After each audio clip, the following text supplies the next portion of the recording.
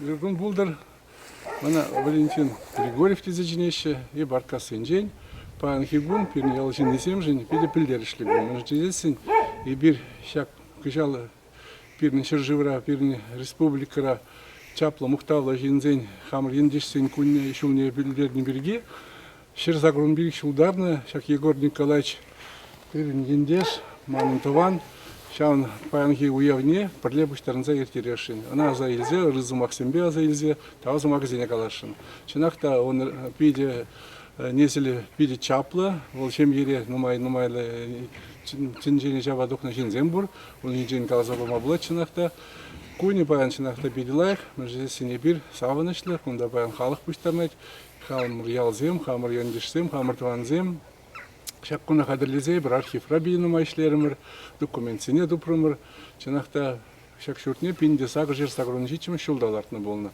Шүртнелартыны чухне Егор Николаевич пиде тіплі жұтланы болнынде. Жесін бізен күнда ялда пиде сумлы жинзем болны. Егор Николаевичын шылнезем білімбе пичісем вуниккен. Бізем күшінже пиде туслы болны, хызем бірге варазым бір-біріне полышса бұрза. Шыры жинже нумай ішлені, варман қадырлені шықне нумай ішсем дуны.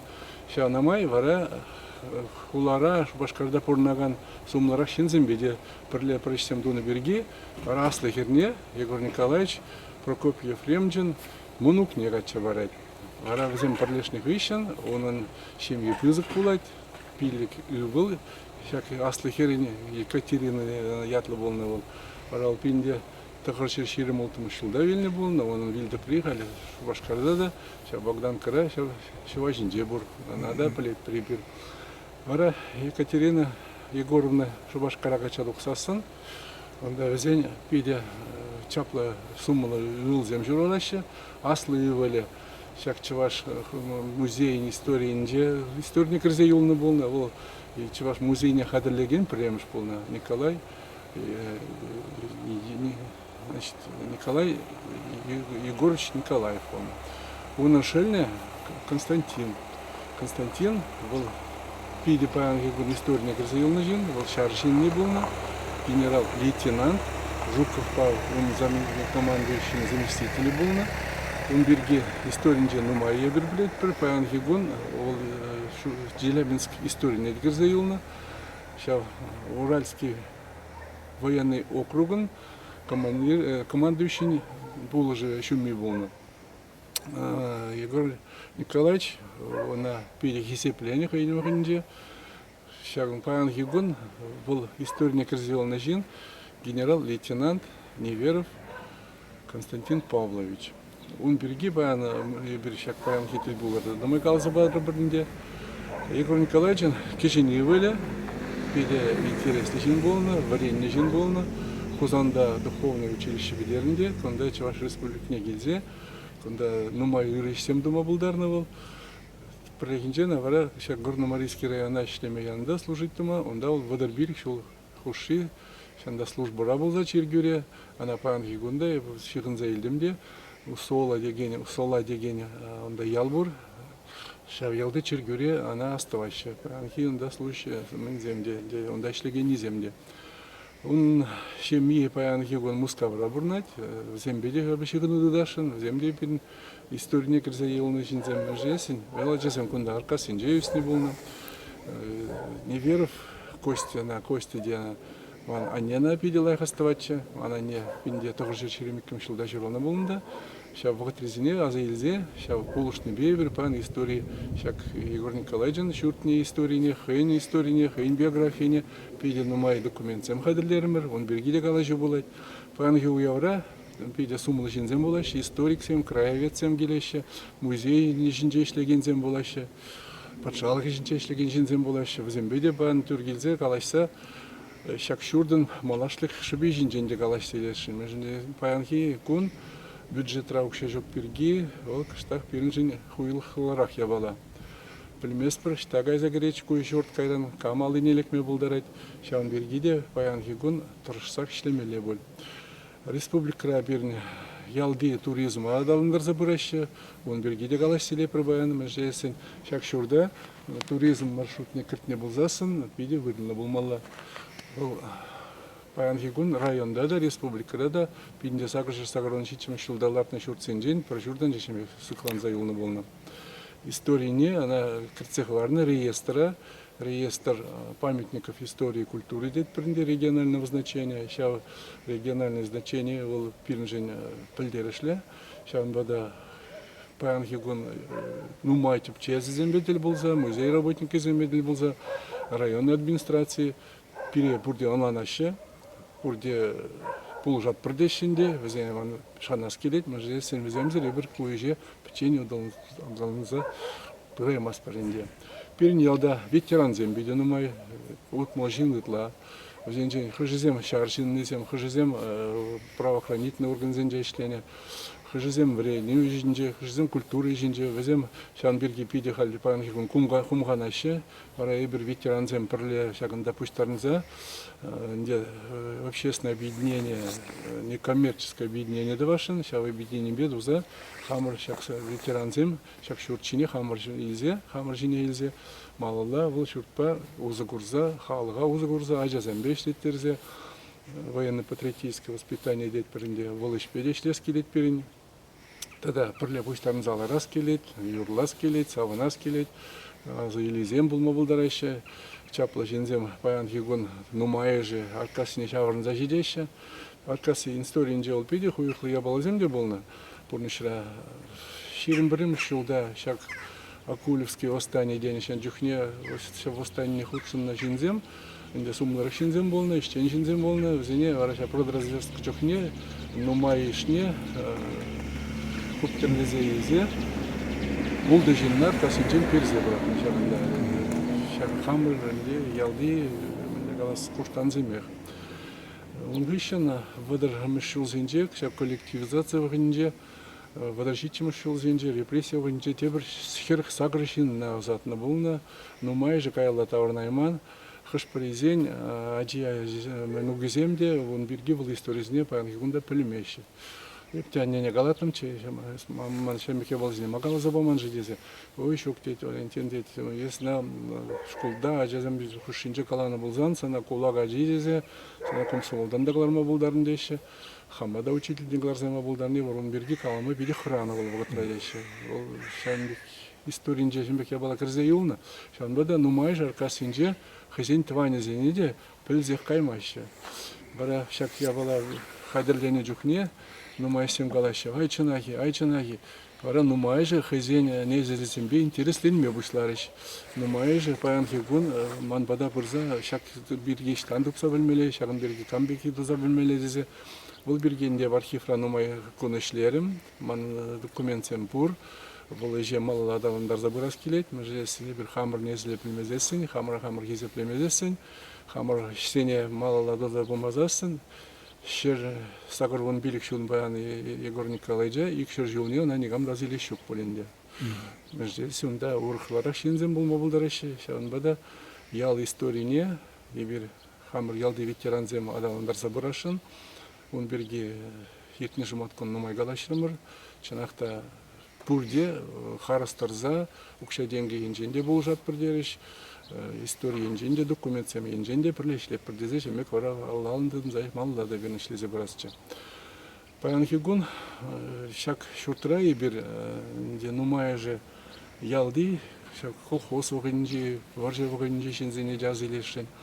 Он вышен бірін ялда нумай же аслы білуілні жензем бұр, юристсем бұр, экономистсем, агрономсем бұр. Візенеде баян сумадылса візен біргеде азайылзе қалашашын. Жезесін, бұл история, шакшурдың история, бұл Егор Николаевичын историян жақмар, бұл пілдерішли история, таврара, ана пурде пілне. Анне қалачы пен ялда вунеге арман болны, шил арманезем, тавада шив армане болны. Шым топтармалы еге арманзем болны. Візенеде камзем дұтса баны, ішчен жінзем. Паянхигун візіне жазылес келет.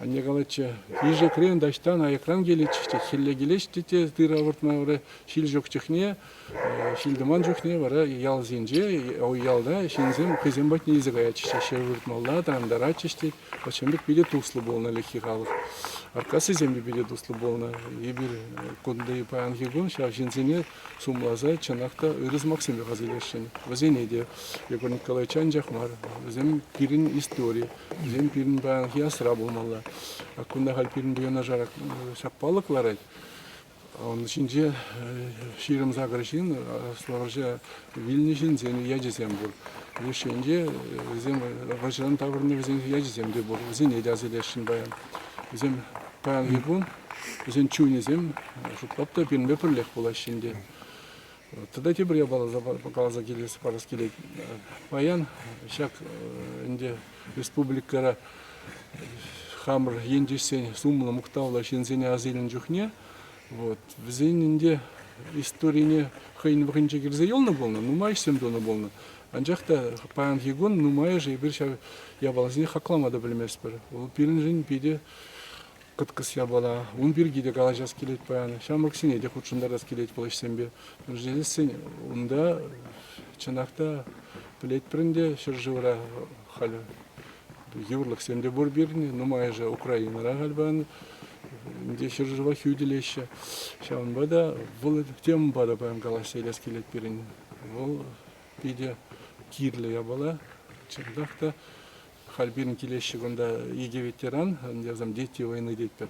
Икіште язам десантник полны, язам хайны вғынжа орден зәмбі медаль земде бұр. Зеледе баян сумақ парашын, Анатолий Васильевич, перін бол сумлы жин елді. Баян бұл келедіптері, биде нумай семдават олуын берге, шамбада, умбада, ибір мұқтанат бұр. Нумайшне азелме булат перін аркасынжа, чанақта чаплы жин зәм бұл берін. Малашлығы малла да, Адаланза да бытчер. Хейн вгинже кыштах кулач ханде ялне бедерный гыщен. Яллары сумма жинзене репрессировать тон гыщен, раскулачить тон гыщен. Калачич ял аркасы ол мен где цивилизация кончается, там аркасы начинается детищ. Ханде был я была анбултырчы, малала аркасы адаландар захпытнче. Ол пиринге хамырдан нумай келет. Так чакшып лихелда бирин чуваш кино рада турзайолна. Шан бири азабарга. Биде интересли я бала. Прегинже диван шинже холара телевизор курсларапта пока манын лайх юлдаш Олег Михайлович интервью барет. Чуваш кино история жинжен. Он жинже бара фотостенд шине бухапта ай дуру ку биде пин ял де шурт вет деп. Шуңгаравлар Олег Михайлович бете шамбек дейт. Кунда детсин аркасынже кино үйгеріне болын дейт. Ай, бірінжені дап ялда, бірінжені дап негамда білмеш. Чуваш кинона Олег Михайлович варакетсе елжіде, пейде нумай ол бірге калаза баджа, чанақта Максимов Кошкинский небірінде нумай же плет, бір ғамыр история кірзе юлна бол, чанақ сумлы жен. Вара пинде сағыржы тұғырын закырын шулда, аркасынже ол кино үйгеріне екен. Пинде дұғырза шерім ұлттымыш. Тірсмаргадан. Пинде дұғыр шерім ұлттымыш, шерім житім шулзенже. Шерім жылтым, шерім житім сенже. Вара, онда шалкинора аркасы жинне земде, онда кадр жинелекне, мана не делекне, онда вара. Он биргиде бед интересле истории. Шан бада паянхигун, шак уявра, шал кинори порча пайне, халықсыне кадардашын, пурде кыцейлеші интереслен зехінде. Бұл да биде білдерішле бола. Шан бада кейлер бен бада аркасыне ханана халыс толза кыцейлет бірзіре.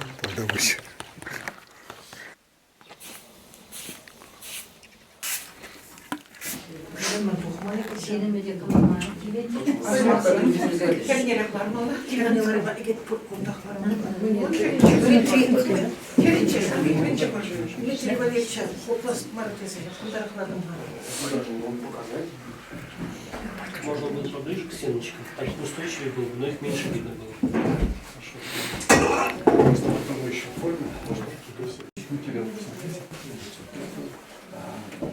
Снимок сделал еще до рождения,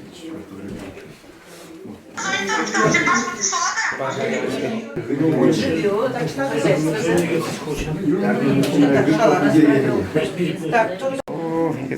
Перешлигун, Мы же здесь, как чулжур хужиден инделигана, Егор Николаевична, шуралны, щер сагрун биришул. Щер сагрун биришул делал май, пинде сагржер выдачить вышел. Да шуралны был. А кушурт не бара, пинде сагржер сагрун жить вышел, да лапин был. Сейчас бада, пин егитесли юбилей бара. Хужинде, шуржинде, щер сагрун бирих хужине, щер выда бирих шуртне. Сейчас бада отказ изем бангивун, щак шинна оставаща. Ну, инде курнуман назер, но здесь ну пинде сагржер того, пинде того жертват вышел да вене волна. А джакта я же юна, анжахта егерна числама булдарат пар, мы здесь хали галах, щак шкурта шкурта вредне, щак шурла медпунда да щелдене, щалаюсь. Вот, шанга, она там дуза, числа за, баян, везем шильне жить, шанахта сидит на казахтав. Все, заглуши. Можете вон туда. Юрадинде? Ну, как в таких случаях говорят, что надо делать, когда сны снятся на иностранном языке? Да, прикол такой, надо спросить переводчицы. Но это другая тема. Итак, дорогие мои, я так полагаю, что вы все уже в курсе по поводу чего мы здесь сегодня. Праздник, как всегда, мы сегодня начинаем с самого главного, с молитвы, с благословения батюшки. Поэтому, отец Сергий. Благодарю вас. Прежде чем мы начнем наше с вами собрание, так как сама тема этого собрания связана с именем священника, имя которого неотъемлемо связано с этим зданием и с самим поселком, поэтому и сама беседа, эта конференция является не только как бы посвященной культурному и научному наследию, но и духовному. Поэтому предлагаю начать наше собрание с молитвы, чтобы Господь Бог благословил наше собрание, дал нам разумление, мудрости больше, чтобы мы помнили, не забывали наше духовное наследие. Царю небесный, утешителю души истины, и же здесь, и ся исполняя сокровища благих, и жизни подателю, приди селесены, и очистя всякие скверны, и спаси блажи души наша.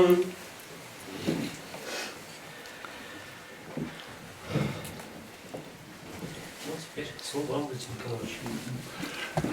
Отец Сергей, благодарим за такое доброе благословение.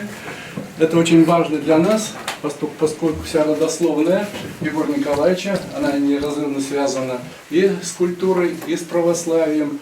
И тем более, можно прямо сейчас уже вам сказать, мы ответить, вот из его семьи, его младший сын стал священником, заканчивал в свое время Казанскую духовную семинарию.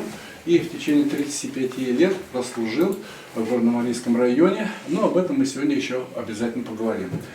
Очень важно, чтобы мы сегодня просто мысленно вот окунулись в середину XIX века, окунулись в тот быт, в ту историю, в ту культуру, которая была и у нас, в нашей деревне, с которой мы все, может быть, в школе сталкивались, может быть, кто-то еще помнит этот период со школьной скамьи. Но, тем не менее, хочется сейчас просто вспомнить, вот, как так получилось.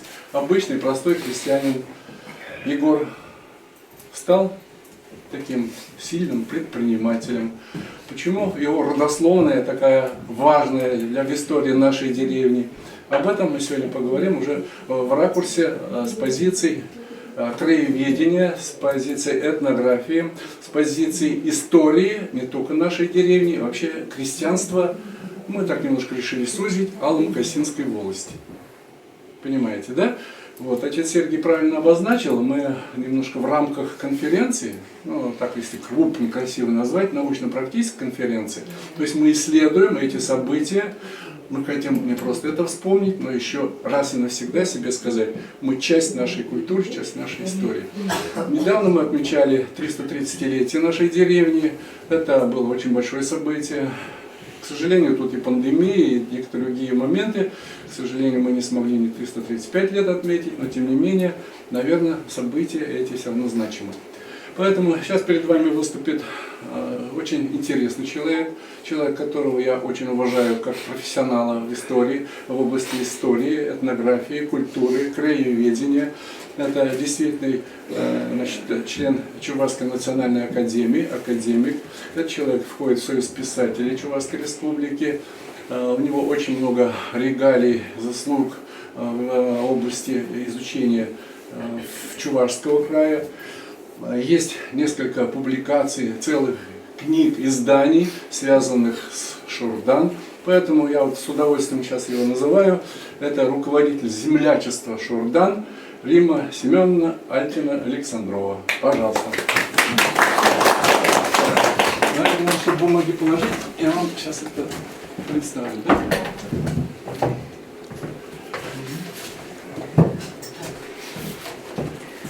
Разлагалась нам что хочешь.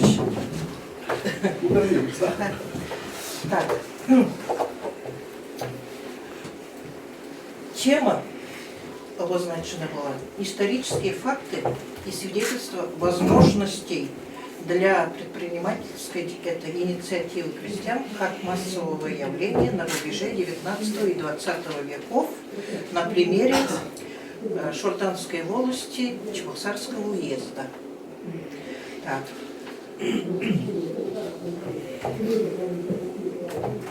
Тематика о сельчанах, как мы уже это уточнили, о тех, кто с давних времен на всех стадиях общественного развития создавали материальные блага и уникальные культурные ценности для всего общества. Крестьянин. От русского христианин. Значит, мы говорим крестьянин. Это условное название для обозначения совокупности мелких производителей в сельском хозяйстве. Чувашских земледельцев на русский манер стали называть крестьянами лишь в XIX веке. Напрашивается вопрос, как же называли их раньше? До этого они именовались ялхалыги. Затем ясачные люди. С середины XVIII века назывались новокрещенными. Это исторические, как говорится, моменты таковы. Бедствием для земледельца было крепостничество, насколько вы знаете. Право помещика на принудительный труд, имущество и даже на личность принадлежащих ему крестьян. От крепостничества крестьяне освобождены не сразу. Вот мы знаем, что из курса истории по школьной программе это 1861 год. Но освобождали их поэтапно. Так, в первую очередь, в 1861 году непосредственно освобождены были только, значит, помещичьи и монастырские, именовавшиеся позднее экономическими, значит, сельчане, крестьяне. От их доходов 47% это экономические крестьяне, впоследствии, как я уже сказала. 47%, считайте, почти половина, поступало в госбюджет. 36% шло на содержание монастырей и церквей, 17% на приюты и госпиталя. У них была барщина, вот тоже вы это помните, да? Так, затем 5 дней в неделю, значит, они должны были работать не на себя, оставались только суббота, да и воскресенье. Практиковалась продажа крестьян. Позднее они платили оброк, это имеется в виду принудительно натуральный или денежный сбор. Выкупные платежи имели место вплоть до 1907 года. Это уже начало 20 века. Среди помещичьих, вот у нас на территории Чувашии, это Аникеево, часть Аникеева, сохранилась, насколько вы знаете. Часть этого села это ушла в свое время под корпуса завода промышленных тракторов. Так, затем протопопиха и так далее, и так далее. Это имеется в виду вот этой категории. Второй этап, это имеется в виду 1863 год уже. Тогда были освобождены удельные крестьяне. Теперь опять-таки вопрос. Что за это удельные крестьяне? Это крестьяне, которые непосредственно принадлежали царской семье. Вот. Они были освобождены в 1963 году. У нас на территории Чувашии, опять-таки уточняю, это имеется в виду те селения, которые относятся к современным Порецкому и Алатырскому районам, где были организованы суконные,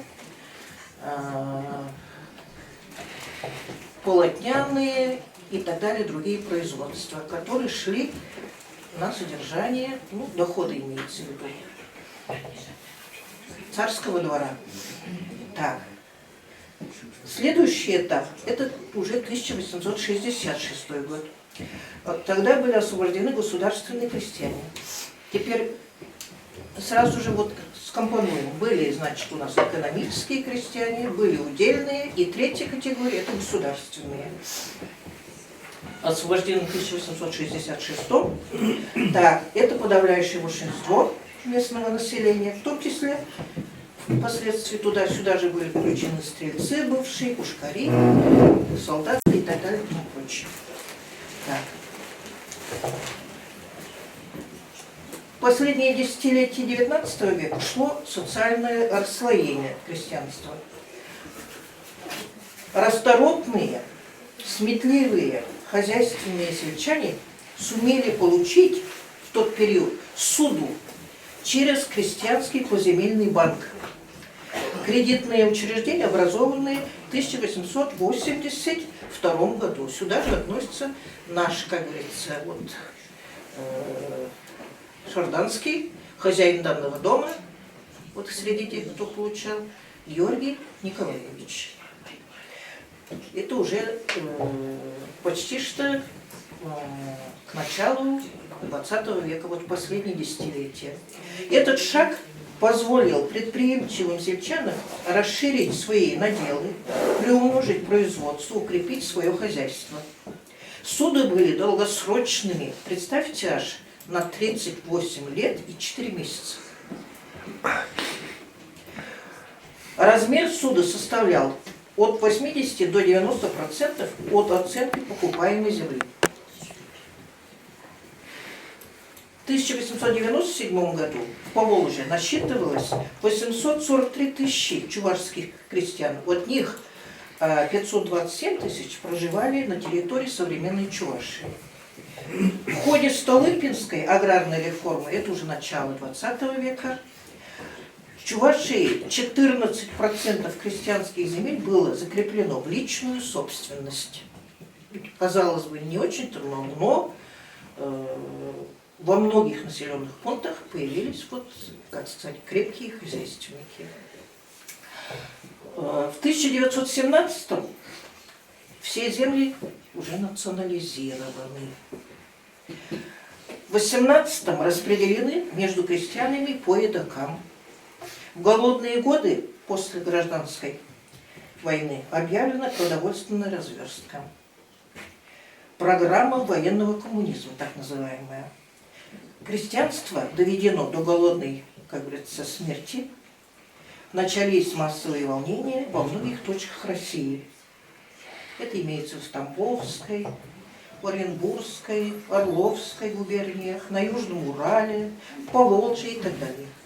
У нас в Чувашии самым массовым и трагичным мятежом является Апулевское восстание. Шемжерде, пожалуй, где без суда и следствия расстреляны более 200 человек. Представьте себе. Из числа участников данного мятежа из Яндашева репрессировано 24 человека, только из одного села. Много, правда? Так. прошу прощения, из Аркасов, из данного селения, Антонов Степан Антонович и Филиппов Николай Филиппович расстреляны. Репрессирован Прокопьев Яков. Данил Яковлев отправлен в концлагерь на 2 года. Многие отправлены участники в ссылку на каторгу в Кустанайскую область, Красноярскую область, на север. После массовых волнений продразверстка заменена продовольственным налогом с крестьян. Это был первый акт НЭПа, так называемой программы, значит, имеется в виду новой экономической политики молодого государства. Появились возможности для развития крестьянского хозяйства, росту численности сельчан и доходов. Но, опять, коллективизация привела к раскрестьяниванию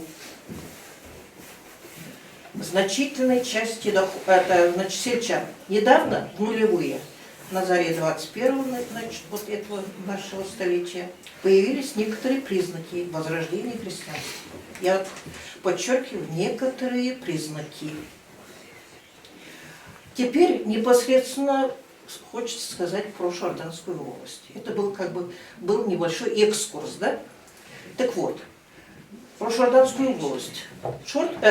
Волость была образована по распоряжению Ивана Грозного в 1555 году. Затем в ходе административных преобразований при Екатерине II, оставшись в тех же границах, стала называться Алым-Косинской. В волости числились 38 населенных пунктов. Занимала волость обширную площадь от берегов Волги почти до Рыкши. На сегодня это имеется в виду южнее трассы Курьеси-Атлашева и плюс Приустье Цвиля. Вот эта территория. Так, далее. Питательной средой, вскормившей новый социальный слой, имеется в виду предприниматели, явилось крестьянство, его зажиточная часть. Способность выживать при любой обстановке позволила ей медленно, но верно наращивать средства, небольшие капиталы, да? Сословие предпринимателей, торговцев складывалось из государственных крестьян. Опять-таки вопрос, почему? По сравнению с помещичьими, частновладельческими, государственные крестьяне обладали большей свободой. Выплачивая казенные налоги большей частью деньгами, они были теснее связаны с рынком. Для доступности могу привести небольшой пример. Ваши родители, и мои родители в том числе, в довоенный период, не получая, представьте себе, в колхозе, в коллективном хозяйстве, все натурой, зерном, т.т. и так далее, и так далее. Деньгами, рублями не платили, зарплаты таковой не было. Но был налог, значит, налог надо погашать, денежный. Вот представьте, зарплату человек не получает, а деньгами надо налоги погашать. Тех, кто, те же Чодинские, Аркасинские, все, чтобы налог погасить, чтобы последнюю, как говорится, это живность со двора не увели, собирает, как говорится, везет на рынок определенную продукцию, получает на руки денежки и расплачивается. Рыночные эти отношения, они имели место и в те времена, для того, чтобы расплачиваться с тем же, как говорится, государством. Налоги погасить. Да, затем, возможности были. В числе таковых в тот период, несомненно, хозяин данного, как говорится, дома Георгий Николаев, известный предприниматель той поры, шарданской страны. Аналогичной деятельностью, лесосплавом занимались купцы Федор Григорьев и Ефим Куприянов из Анаркасов. Так. Степан Косолапов из Арманкасов, Сергей Ананьев из Тоскинеева и это несколько человек из Яндаша. Вот на флешке я принесла, но, видите ли, техника не сработала, я хотела все это продемонстрировать, но приходится, как говорится, вот в такой словесной форме было донести. В свое время велика была экономическая роль, прежде всего, Волги и ее притоков. По соседству с главной водной магистралью в бассейнах рек Кукшума и Рыкши возведен был каскад прудов, десятки водоемов. Я даже не повернулась. Так, где действовало множество водяных мельниц, были участки плантации под овощами. Куда так Кукшумбаю нажар аркасы зельменджелков обсталат назбавить? Да. Привольно было и для детворы, домашней птицы и живности. По берегам Кукшума и Рыкши были раскинуты сплошные ивовые заросли. Множество водяных мельниц. И в Аркасах 4, на реке Кукшум, Юранково, Тумакасах, Араткасах, Тоскинеево. Помимо водяных имелись десятки ветряных мельниц. В одних Аркасах их было 12. В один ряд. Теперь там расположены на южной окраине деревни участки бывших жителей Ельникова, многих, да? Так, насколько мне известно. Так, ветряные мельницы в Аркасах имели Матвеев Леонтий, так, Филиппов Кирилл, Васильев Егор, Семенова Анна, Яковлев Антон, Зотиков Федор, у него 2 мельницы аж, Лаврентьев Павел, Герасимов Василий, Васильев Александр, Ефимов Александр, т.т. Изготовлением гнутой мебели и тарантасных корзин, плетеной тары с различными узорными линиями по заказам скупщиков занимались сотни прикупшумских сельчан.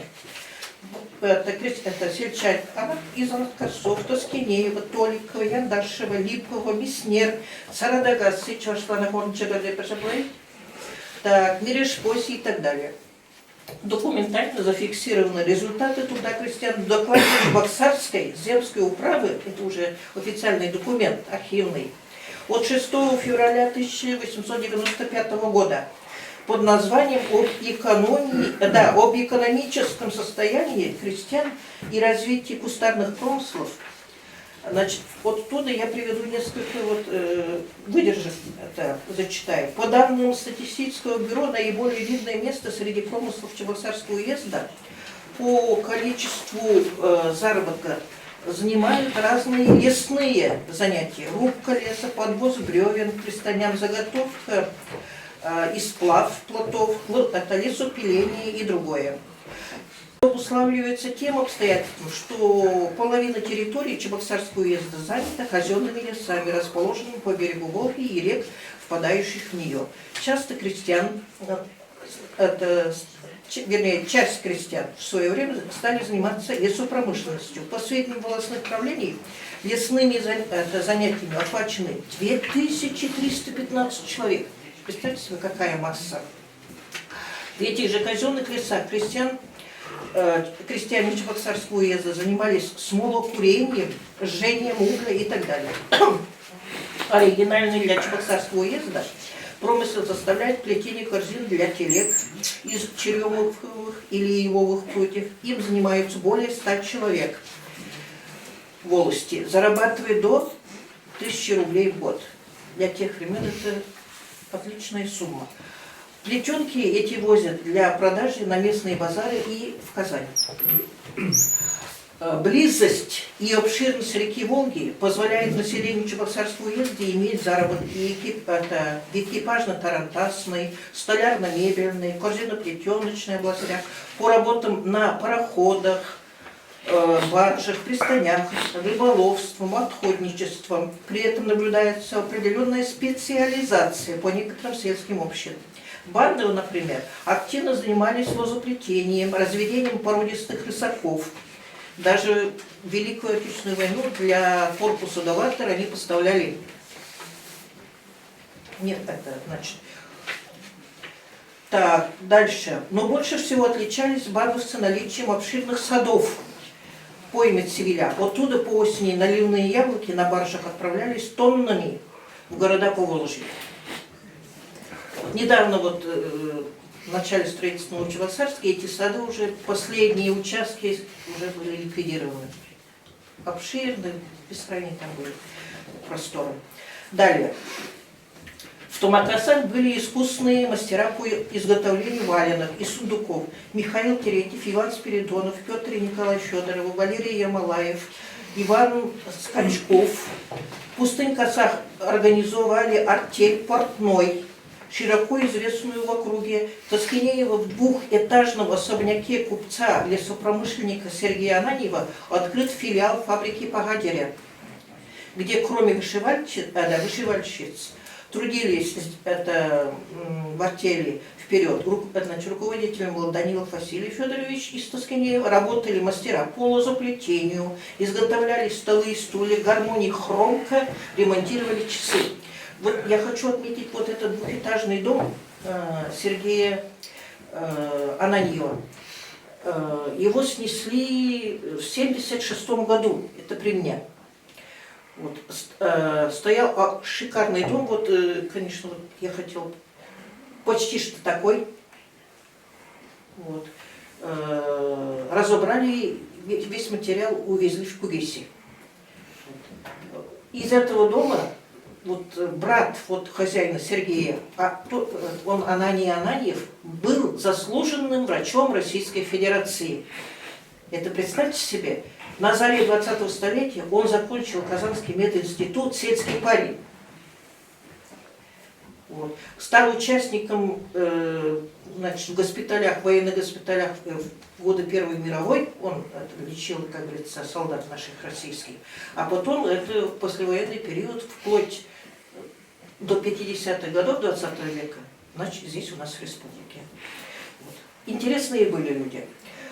Теперь, тарантасное дело – это целое искусство. Для него, для тарантаса, нужны были хорошие металлы. Раз, самотканый крепкий льняной трикотаж, это уже женские руки подготавливали, краска лучших сортов. Отличились качественным транспортостроением 4 брата Григорьевых, значит, с притока Кукшума. Теперь хочу особо сказать про Яндашева. На месте села на сегодня это корпуса химпрома стоят. Вы знаете. В свое время здешний сельский комбинат славился по всему Поволжью.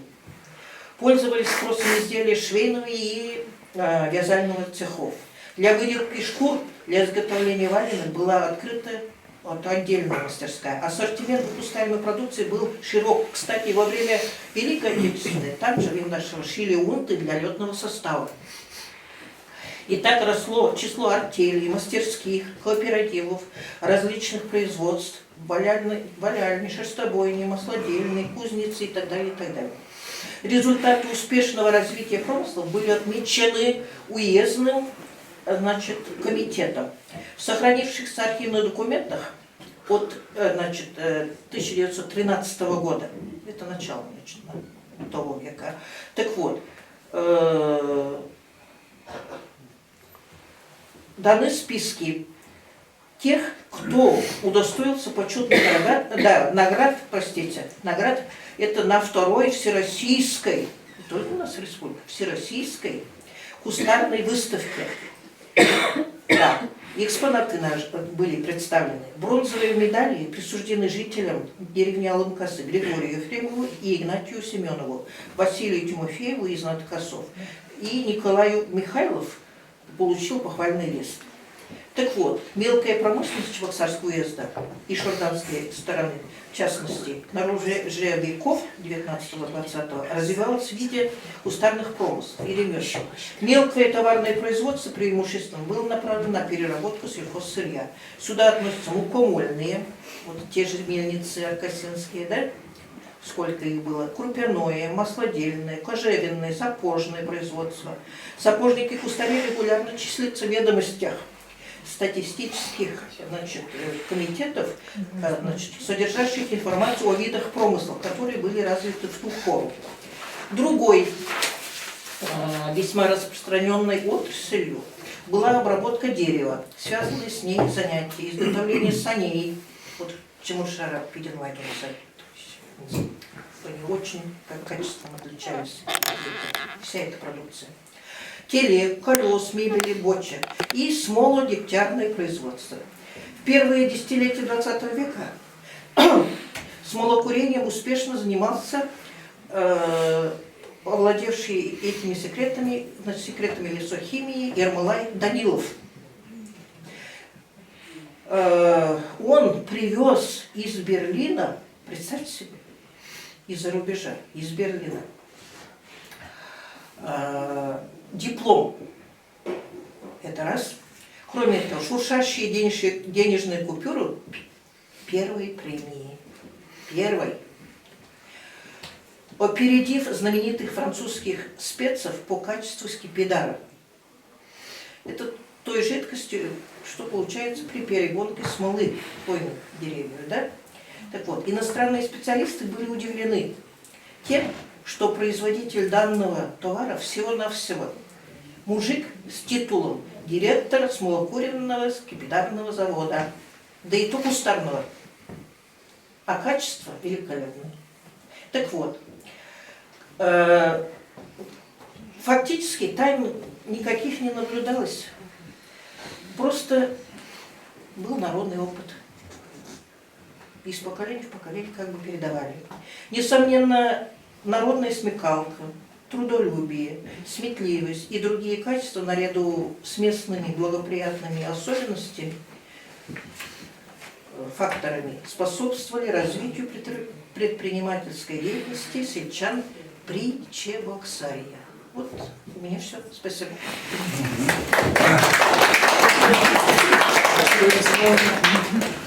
Уважаемые участники сегодняшнего торжественного мероприятия, я хочу сказать, что любой такой праздник – это всегда песни, это радость, это ощущение праздника. Нам сегодня дарят артисты, это самодеятельные артисты Уральско-Магальского сельского клуба, коллектив, который известен не только у нас в районе и в республике, и за пределами республики. И вот наш праздник они украсят своим сегодня присутствием и дарят нам сегодня очень красивый свой репертуар.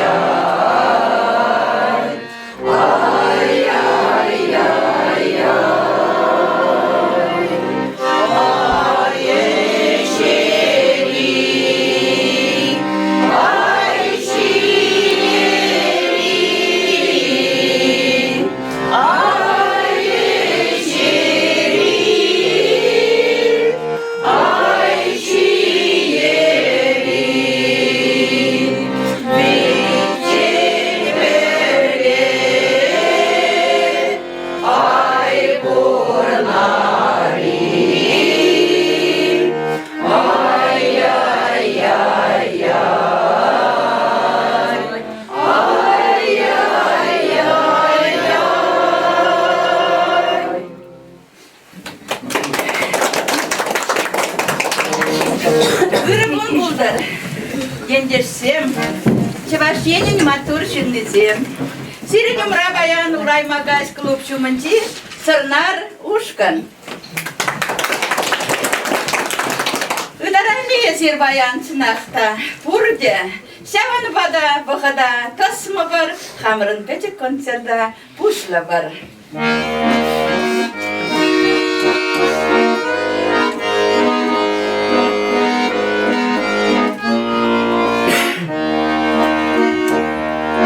Ыдарами зир бурде баян, парасама лирик юра пушлама. Хизек лезе зире чундан варада, жили сиди даят парапучама. Саргаев сей, параман ушлан генчи, Хашан шиши беш юра шаратман. И бирде дус, наван гери генчи, Бірли халсабана ига малдан. Ошпинлек бейлемле шутелечен, Елпин перне бери телей сунар, Келеле шүргü бемерайличен, Бір явари беглаях пурана. Саргаях сен, бараман ушлан генчен, Хойшан шиши беш юра шаратман. Евирде дус, аван гери генчен, Бірли халсабана ига малдан.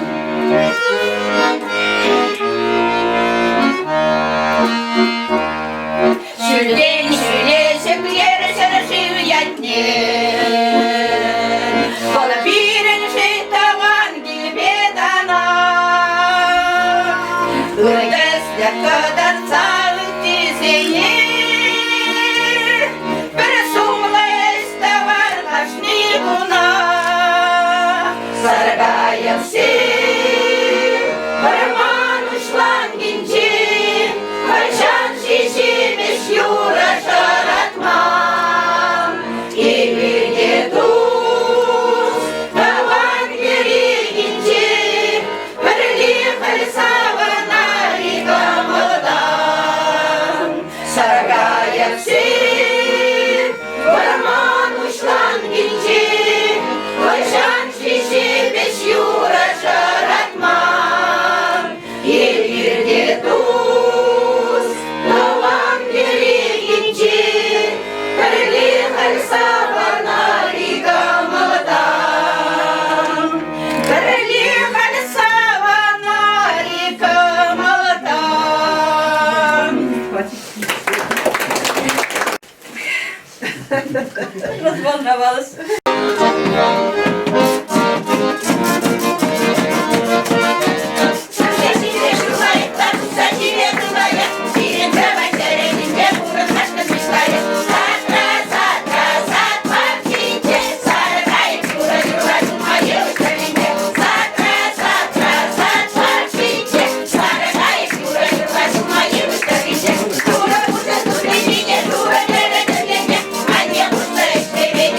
Пушла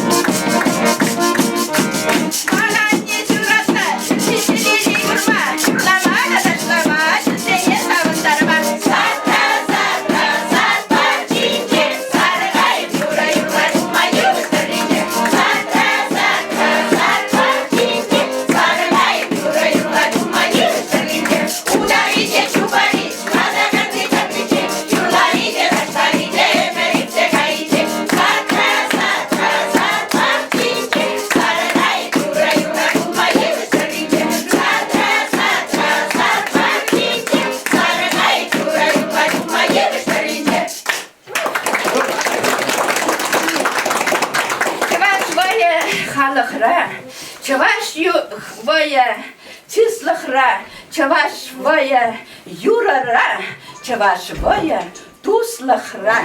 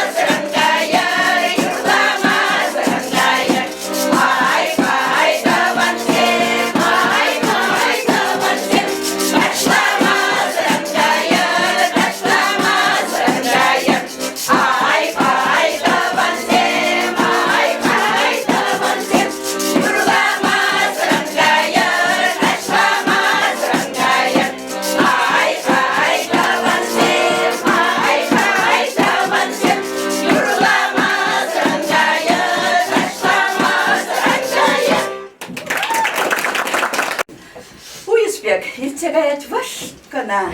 Халидунна забахар хабирин Валентина Макаровна. Малежу всем, танышлындарасы.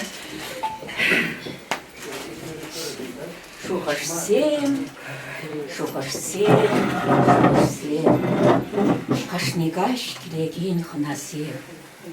Шухашсен азилю шугесем, курынмашшыдысем, бешесем. Ак умра, ажари сукмаксем. Бізем дұрық шаран жүкмесем, ұлдарсем, табанзем, бандырсем, келбулаш онда ялгишсем. Ача жоқ елларсан, шын-шура бардытсан, келгебе әр айынше салдақла жүкмесем. Үйхерсем, бармансем, шарансем, удара шабаба жүкмесем. Баяра так Максим каласа ташласа шушинчен варнесем. Күрші яла качисем купыспа келнесем. Хамыр яла чесем ютяла жүкнесем. Баясем саланса, иккен бешін бірле, күршісен пақшинчен панылми варласа тұқнесем. Шулахи шимексем, терлерен уябызем. Шургунне лашаба шварны жүкнесем. Сургори ерненше, туссембе бұхынса, пуласлаға білме, юмшсем янесем. Ирцега иреш күнзем, лағар жүшсем, бадылат пырдылсем, пенсере юлдарсем. Пағы тұрра дандырсем, шақшула жетнезем. Пұрынас шыдада, үмітсем малаллақ. Шухашсем, шухашсем, шухашсем. Кашникаш, манбатри, ханасем. Гулянас, саванар баян мен буржен, эмервал икке келнест.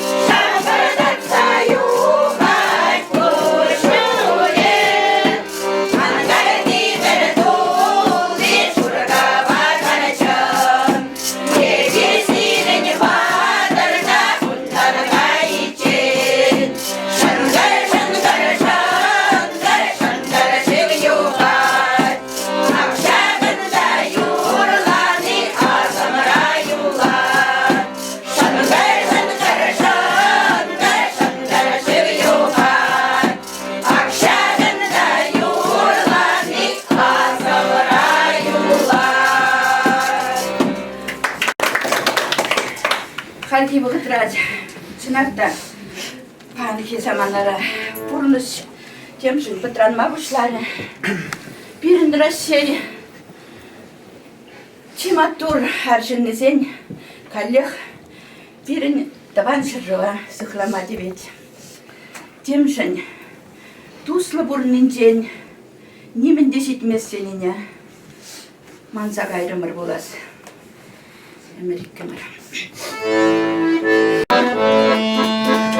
Каждый год урмеша, ельщик беседеме, мельдерги чехлетах кулянат. Эмерике марденчерище мар, шел на горле тусеман ланат. Чердюбе берре, сарке берге берре, Шерчинче бурге тусла бурна. Мельдерги патрана, шага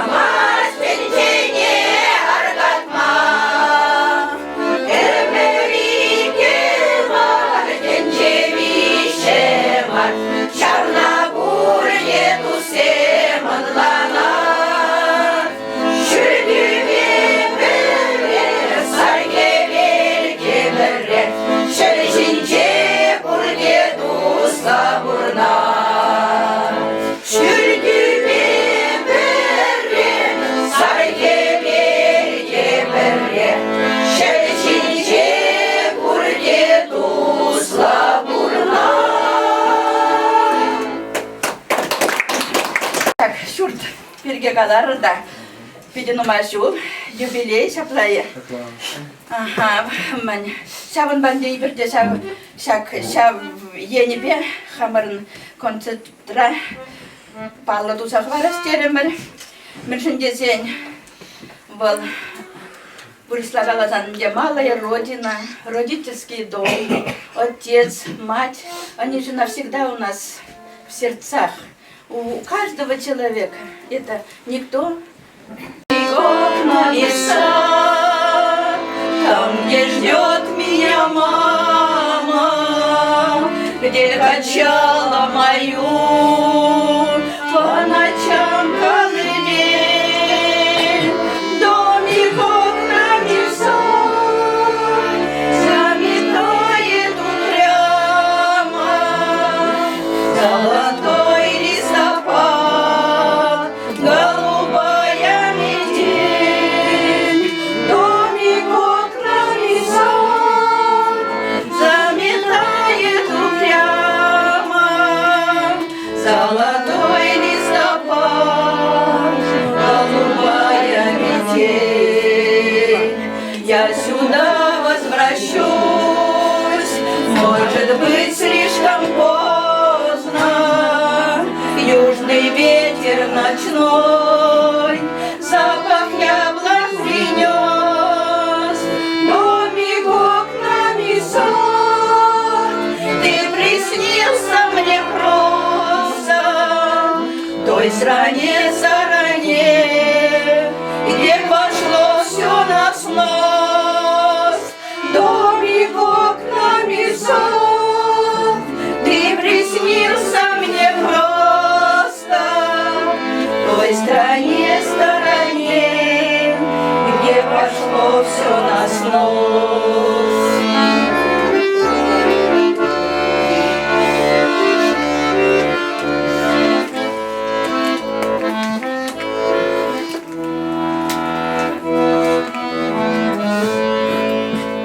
Все на снос, домик, сад, и любовь, и печали, и калитка в саду, и оградка во мгле.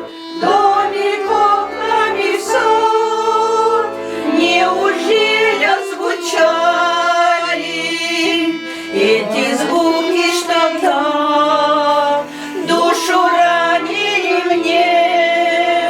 Домик окнами в сад, неужели звучали эти звуки, что так душу ранили мне?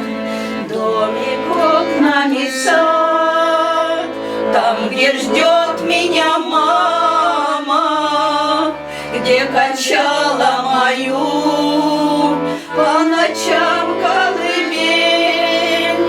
Домик окнами в сад заметает упрямо золотой листопад, голубая метель. Домик окнами в сад заметает упрямо золотой листопад, голубая метель.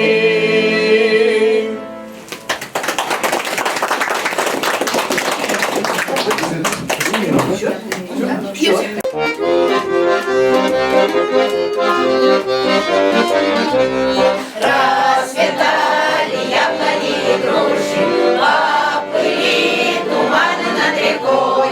Выходила на берег Катюша, на высокий берег, на крутой. Выходила на берег Катюша, на высокий берег, на крутой. Выходила, песню заводила, про степного сизого орла.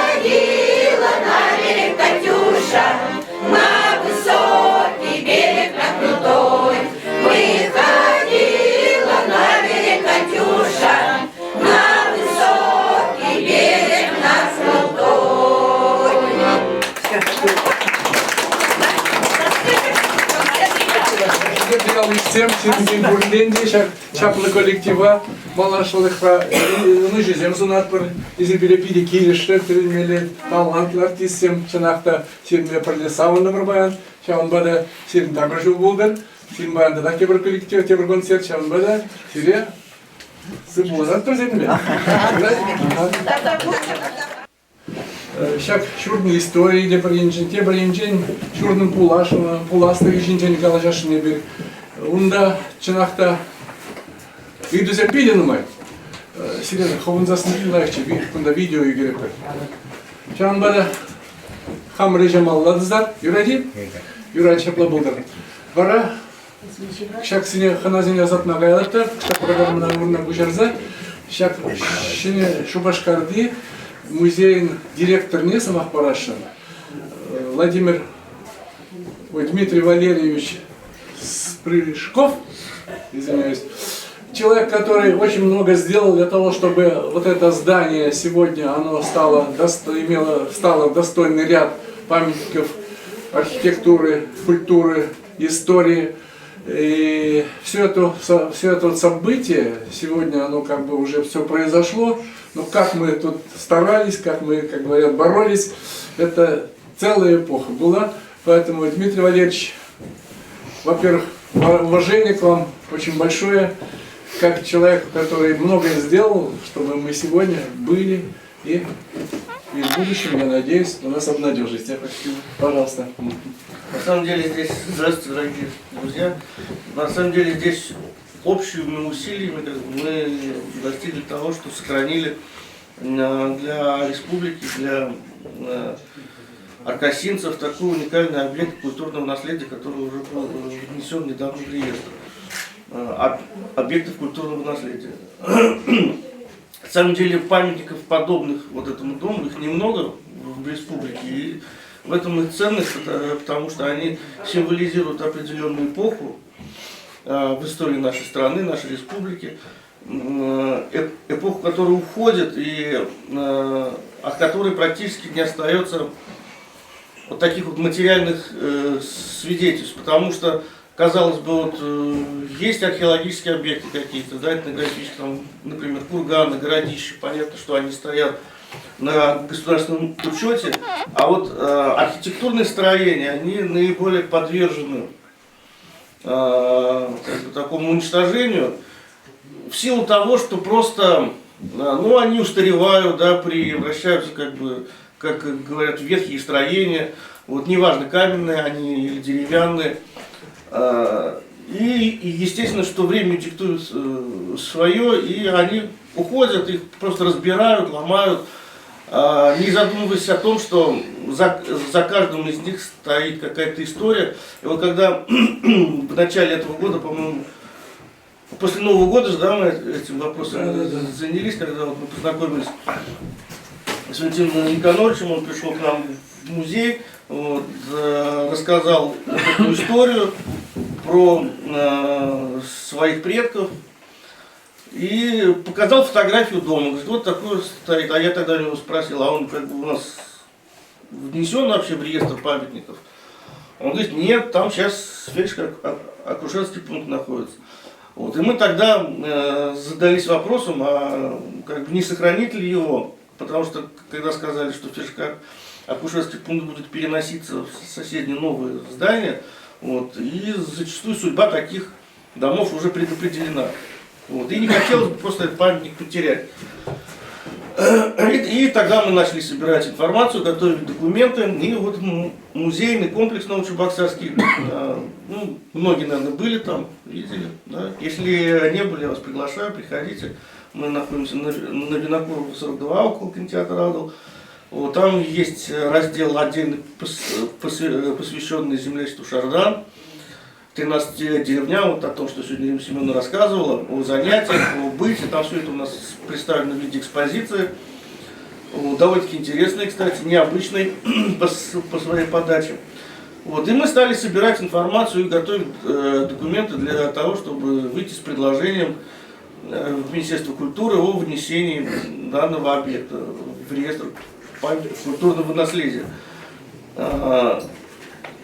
Поясню, что если объект вносится в этот реестр, то он уже подпадает под охрану государства. То есть его можно продавать, там могут размещаться даже частные владения, но на здание накладывается определенное обременение. То есть его нельзя перепланировать, нельзя что-то достраивать, нельзя что-то перестраивать, ломать внутренние перегородки. То есть он должен быть таким, какой он есть.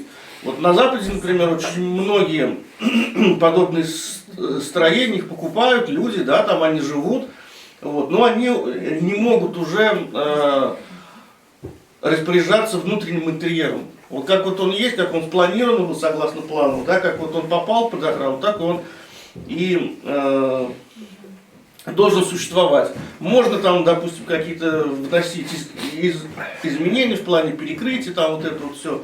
Понятно, да, что если человек тут живет, то и косяки он новые поставит.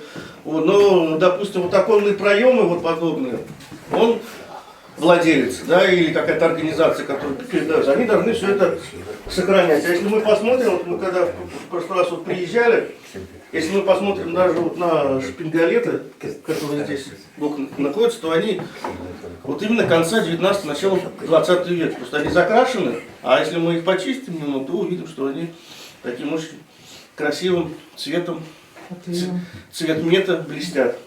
Да. Вот. И естественно, что таких памятников их немного, тем более сельского каменного зодчества в нашей республике. Вот. И когда мы уже приехали на рассмотрение, Клим Семеновна, Валентин Никонорович, то когда вот мы рассказывали об этом памятнике, то там просто у членов совета на самом деле вот, было видно полное удивление, то что здесь под носом в Чебоксарском районе существует такой объект, а мы о нем даже не знаем. Вот. И, конечно же, выехала сначала комиссия от Государственного центра по надзору за памятником культурного наследия. Они оценили объект, составили полную справку архитектурную, там, историческую, которую Валентин Никонорович предоставил тоже в полном объеме. Вот. И в конце концов пришли к выводу, что да, вот этот дом обладает всеми признаками объекта культурного наследия, впоследствии он был внесен в реестр. Но это как бы такая надводная часть айсберга, а мы прекрасно знаем, что подводная часть она намного больше, хотя и не видна, да? Вот, потому что не только сам дом уникален по своей архитектуре, вот, но и несет еще такую огромнейшую историческую составляющую, которая нам рассказывает вот как раз вот об этом сложном времени конца 19-го, начала середины 20 веков, когда как бы вот происходит вот эта ломка общественного сознания, когда меняется все очень стремительно. Ну, вот, вроде бы человек родился в Российской империи, да, а потом уже жил при советской власти, а потом уже опять как бы, в России. Вот, через вот это вот столетие история дома проходит тех людей, которые здесь жили, воспитывались, рождались, умирали. Ну, Валентин Никонорович об этом более подробно рассказывает. Я просто хочу сказать, что вот эта память, которая в этих стенах была накоплена, вот это самое важное, потому что крупицы информации, вот мы смотрим фильм замечательный, да, это классика уже мирового кино, потому что Максима Букошкинского вошли уже в золотую коллекцию мирового синематографа, не только там российского. Вот, они поставлялись и из-за рубежа, и в Германии очень в большом количестве показывались.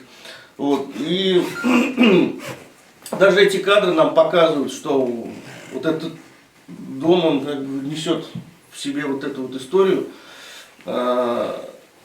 сложного времени. Можно к нему относиться по-разному, вот, но наша задача как историков, как краеведов, показать все это ну, как исторический процесс, плохо это или хорошо, пусть потом люди сами об этом думают, рассуждают. Вот мы показываем все, что есть, без всяких прикрас. Так мы старались работать и в музейном комплексе, когда вот создавали экспозицию по Шардану. Потому что процесс урбанизации, он, ну, как сказать, неостановим уже, это влияние времени.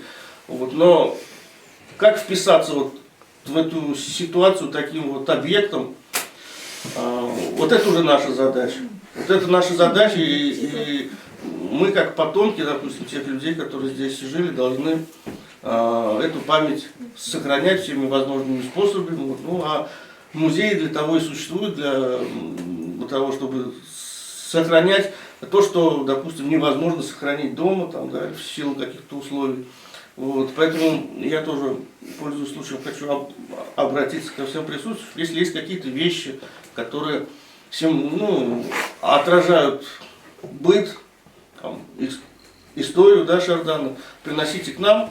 Вот, мы этим всем занимаемся, все это описываем, все это войдет в музейный фонд Новочебоксарского музейного комплекса. Вот. А что касается дальнейшей судьбы здания, то здесь уже как бы есть несколько вариантов. Я слышал, да, что вот, ну, все они возможны, вот, но как объект набирающего сейчас популярности так называемого сельского туризма, он, конечно, достоин войти как бы, ну, в первую пятерку объектов, наверное, точно в Чувашской республике. Потому что вот позавчера только было заседание совета при Министерстве культуры по памятникам, куда я тоже вхожу. И вот практически каждый раз представители Мариинского посада во главе с главой администрации приезжают туда и доказывают каждый раз каким-то новым объектом, в этот раз вообще с двумя, нет, с тремя даже они выходили. Один дом, второе училище лесопромышленное, которое там в Мариинском посаде находилось, и парк. Вот. И они доказывали, там очень приводили убедительные факты, что эти объекты надо сохранять, надо, чтобы они были востребованы, надо как бы их историю рассказывать, и глава администрации прямо тоже говорит, мы ни один из таких объектов не хотим, как бы, чтобы он исчез.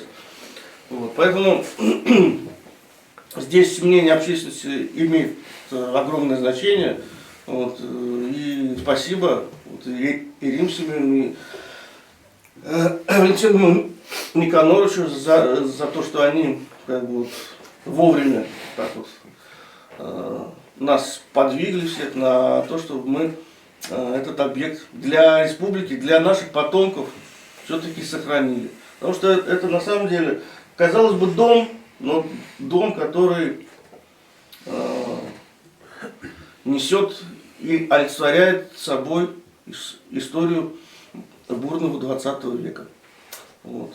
Ну, спасибо.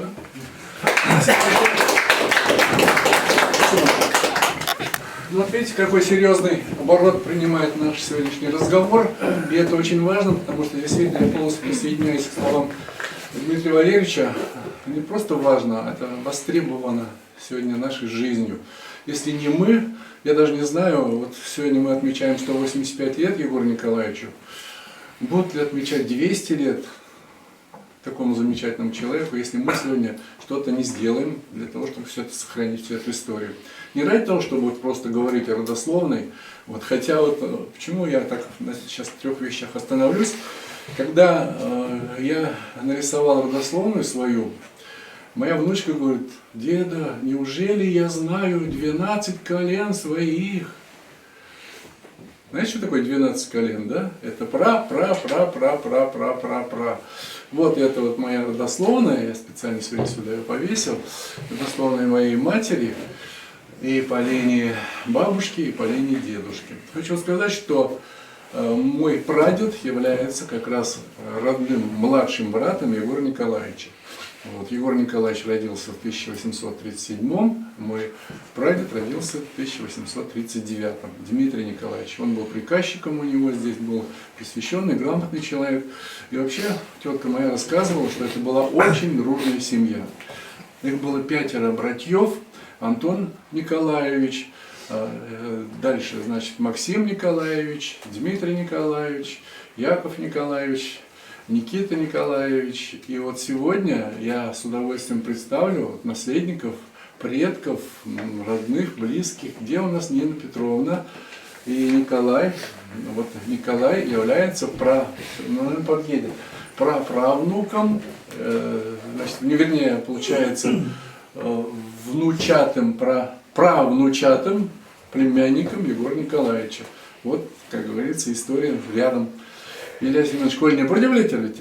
Вот колень, а може Данила не волна, Данила Аши волна, Никита. Никита, вот Егор Николаевич, Асла Пичеже. Так, Леша Гурьева продивляете? Шурка линия. Вот. Гурий Михайлович здесь хождем оставаться на гаи. Вот. Гурий Михайлович, Гурий Аши волна Антон Михайлович. Вот Антон – это младший брат, самый младший как раз Егора Николаевича. И вот когда я вот этим всем занялся, подхожу к этим людям, ну, понятия не имеют. Не потому что я сейчас хочу вот и себя упрекнуть или кого-то в этом направлении. Я маме говорю: мама, почему вот нам этого ничего не говорили? И зиш кулага айзан, кулага джи тезе ховар рада калазабана булзасын, тюрех пионердан гларзератчиш. Директор комсомолдан глазерячиш, мана школдан глазерячиш, папине директордан глазерач, ман папа директор школ директор был зачтение на моего вдхуши. Щаван бада шарлама и браман дене. Вот Шамбек Пурныч полный. Тут все по-чувашски знают или еще кто-то остался русскоязычный? Ну это хорошо, значит будут продолжать. Будут продолжать по-русски. Так вот, почему я сейчас об этом говорю? Важнее сейчас для меня не то, что вот вы в знак уважения пришли, Егор Николаевич. Это очень важно, потому что практически, вот поднимите, пожалуйста, руки те, кто здесь вот в этой школе учился. Есть такие? Во. Давайте мы за вас порадуемся, а вы порадуетесь за Егора Николаевича. Если бы не он, вы бы куда ходили в школу? Вот. Иракову тоже, говорит, до 905 года был, да? Школа была. Там недолго. Это была школа, она... Начальная. Нет, она как церковно-приходская, наверное, была. Нет, еще другая какая-то название. Была там школа, да. Вот, в Синьялах там даже в это время училище было. Это тоже история. Молодец, вот ты все-таки вовремя подключился. Вот, тоже наш родственник. Вот, дядя Егор, ты посмотрел там, я сейчас положил на выставке? Это его труды там, его работы. Я почему хочу это еще раз подчеркнуть? В медпункт все сюда ходили? Кто сюда ходил в медпункт? Так вот, тоже молодцы. Поэтому важно было не просто... Вообще для чего родословная? Давайте вот я вопрос вам задам, такой риторический, наверное.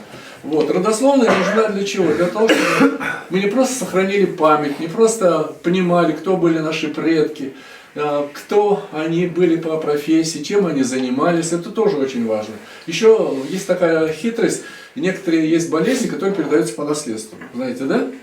Так вот, чтобы предупредить вот такие наследственные заболевания, тоже очень важно знать, какие были в роду наследственные заболевания. Это тоже важный момент, хотя в плане историческом, может быть, это как бы в другом ракурсе может звучит. Более того, когда мы знаем, чем они занимались, какие у них были возможности. Ведь многие наши, скажем так, таланты, многие наши способности, они тоже передаются как? По наследству. И ничего тут не сделаешь. Хотя тут я вот как по специальности психолог с этим не всегда согласен. То есть так получается, что вот сын вора может быть вором, а сын музыканта будет музыкантом. Это не обязательно. Вот. Когда речь идет о родословной, важно еще понимать, что не то, что вот какие-то знаменитые были в роду люди. Важно понимать, что есть та энергетика, которая передается, как говорится, по наследству. Вот мы всегда очень любим, второй тост у нас за кого звучит? Помянем, да? Помянем. Так вот, кого поминаем-то? Вот я по 12 колено могу поминать. С 1703 года. Я вот буквально здесь попробовал распечатать, хотя можно было еще увеличить. Так вот, здесь Тенега Менчварсем. Я разбайдете чалюнда. Люля Аствачи, я разбай ехать из Экшкарачи. Что я все. Так вот он здесь внизу. Вот. Дальше идут дальше предки. Дальше здесь вот уже, значит, Николай Петров. Вот у него было 1, 2, 3, 4, 5, 6, 7, 8 детей. А Николая Петрова уже было 12 детей. 1, 2, 3, 4, 5, 6, 7, 8, 9, 10, 11, 12. Вот Никита был старший, вот Данила как раз это был сын Никиты. Никита брал Черногорию, Никита был военный. Ну, это времена, значит, Петра Первого, когда люди служили по 25 лет. Рекрутство такое было. Сейчас не хочу вас очень глубоко в историю заводить, но тем не менее, практически в Аркасах половина мужчин вот того периода попали как раз на службу в царскую армию. Они и с турками воевали, они Европу освобождали, они до Франции дошли. Это все наша с вами история. Конечно, важно бы об этом, чтобы наши дети знали. Но вот я по своим детям знаю. Пока им это Интересно. глубоко параллельно, как однажды мне сказали.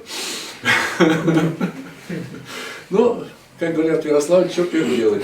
Поэтому не мытьем, так катанием, все равно мы должны это все передавать детям, своим внукам, правнукам.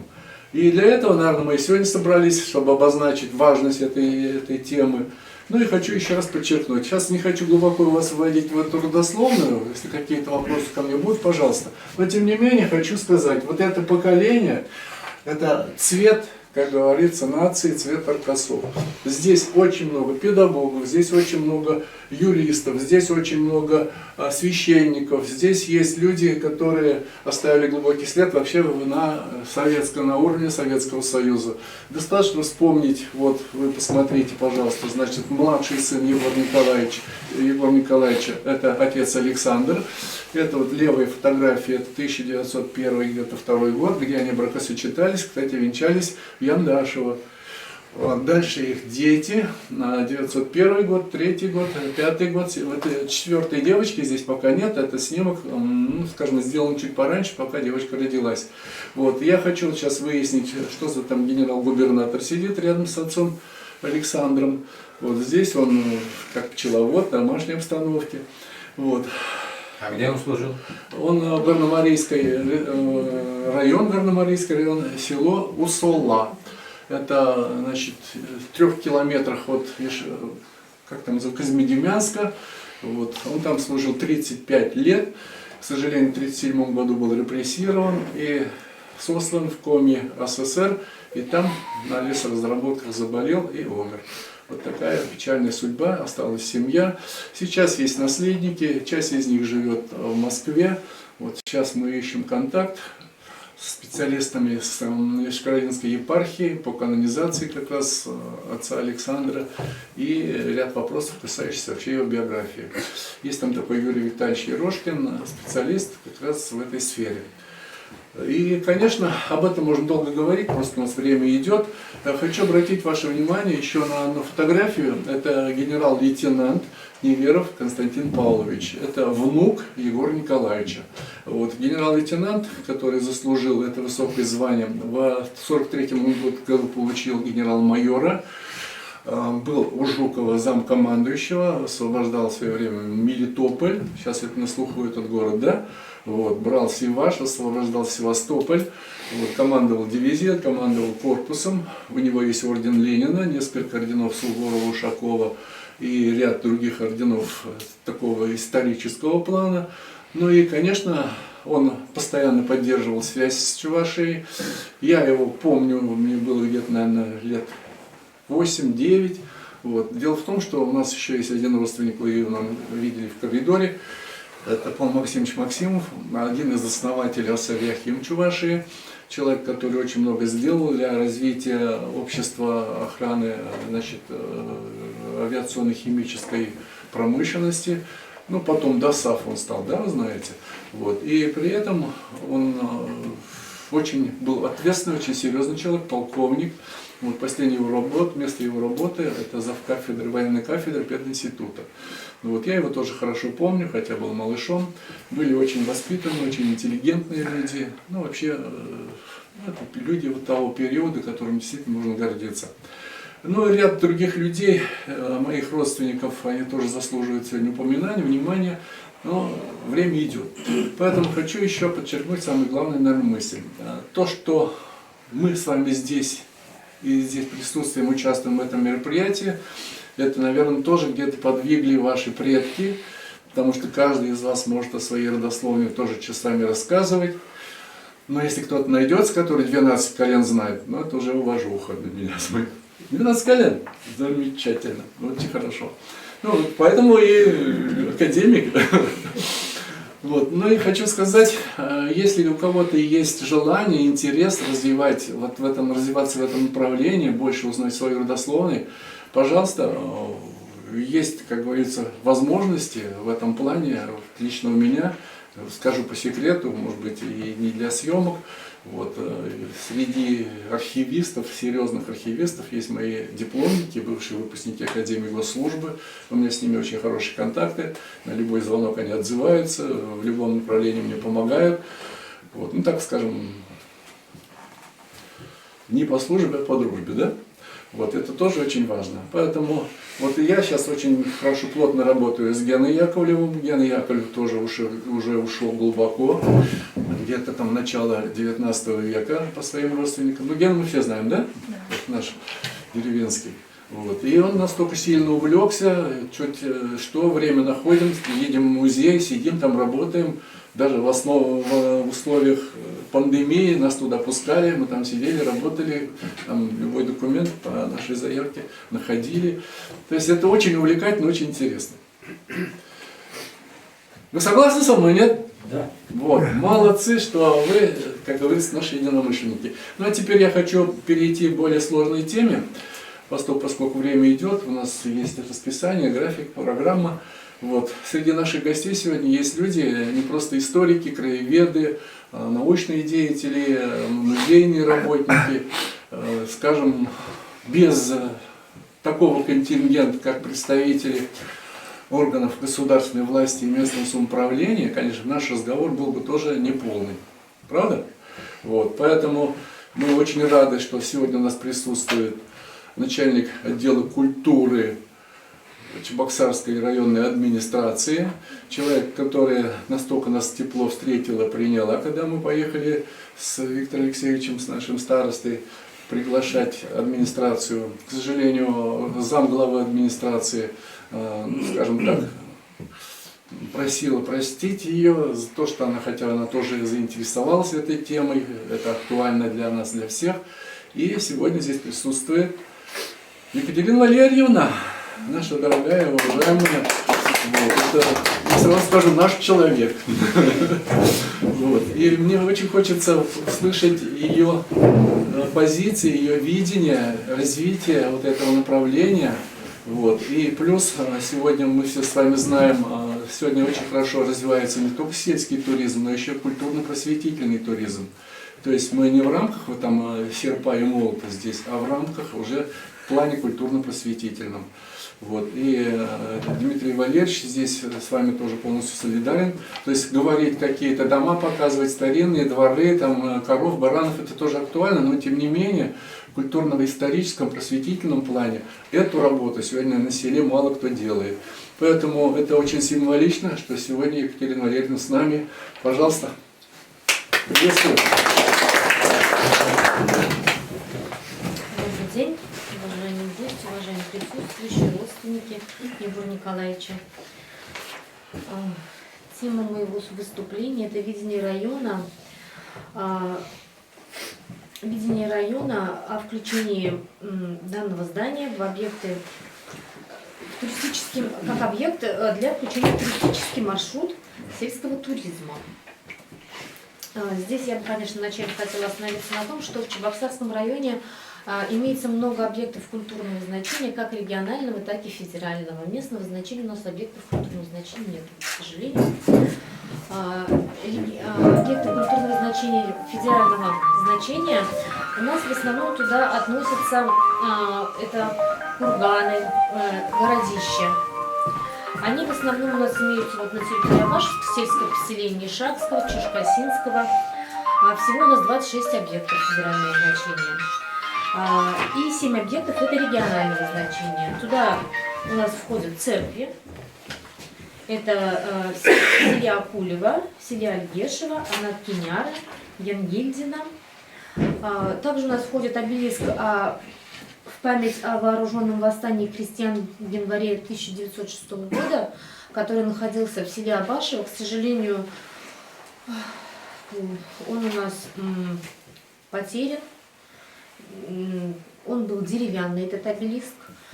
И, видимо, в свое время он сгнил, никто даже не знает, где, в каком месте он находился, мы его не можем обнаружить.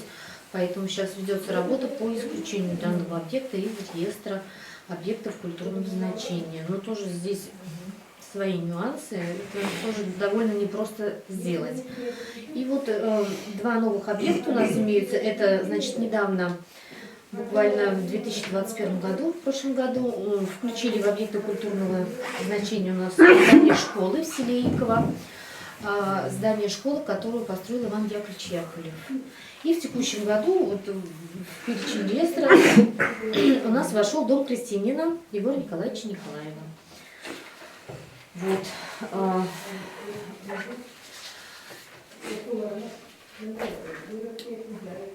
В Чувашской республике, вот как раз очень, наверное, символично даже, с сегодняшнего дня у нас начинает работать форум, это Чувашия туристическая.